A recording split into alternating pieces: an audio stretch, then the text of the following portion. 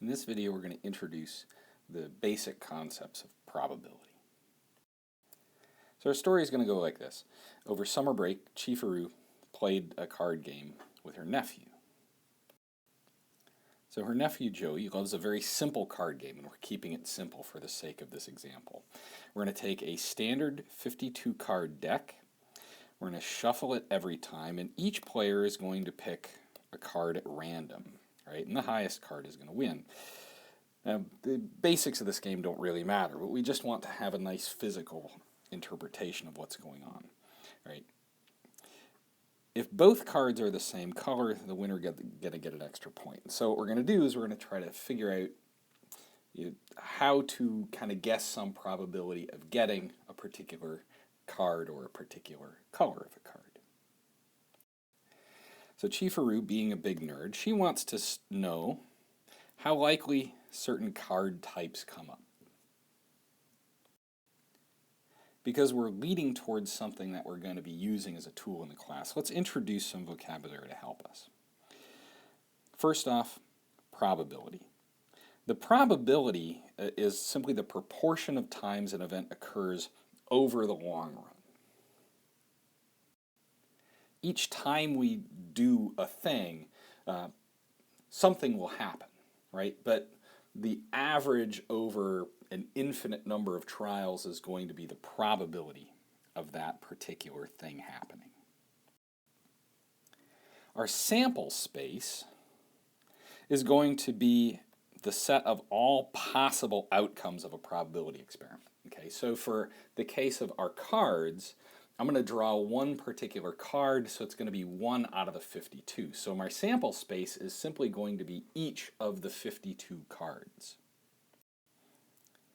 The event, right, that's what we call either an outcome or collection of outcomes. So the odds of drawing, say, a king or a red jack, right? That collection of outcomes we're going to call a particular event that we're going to be interested in. And the notation we're going to use is P of A is the probability of a particular event happening.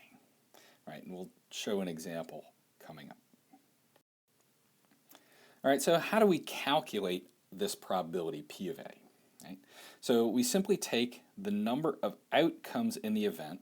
Right? So if I want to know the probability of drawing a red jack, well, there are 2 red jacks. The total number of outcomes in the sample space, in our case, it's going to be 52 cards. So the probability of drawing a red jack is going to be 2 over 52.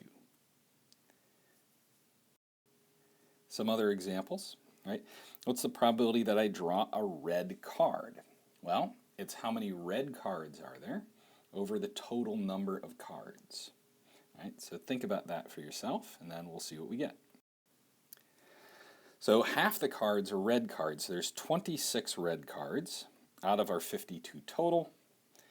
Doing some quick cancellation, we get that this comes out to be a probability of 1/2 or 0.5. So over the long run, I would expect to draw a red card half the time, or 0.5 of the total probability space. Another more interesting one is, what's the probability of drawing a face card? Well, there's a jack, queen, and king in each suit. So think about this, do a quick calculation, and we'll see what I get. All right, so there are 3 face cards in every suit, and there are 4 suits. So 3 times 4 is 12. There are 12 face cards out of the 52. As a simplified fraction or a decimal, this comes out to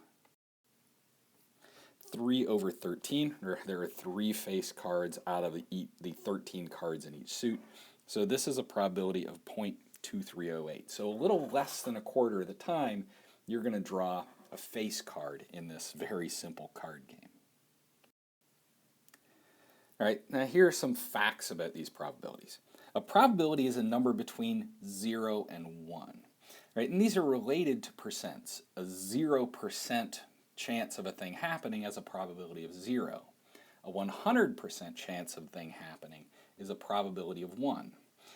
Now most things tend to fall in between there. In particular, if an event cannot happen, then that probability is 0. So for our particular card game, we do not have any jokers in the deck, right? So we only have the 52 cards.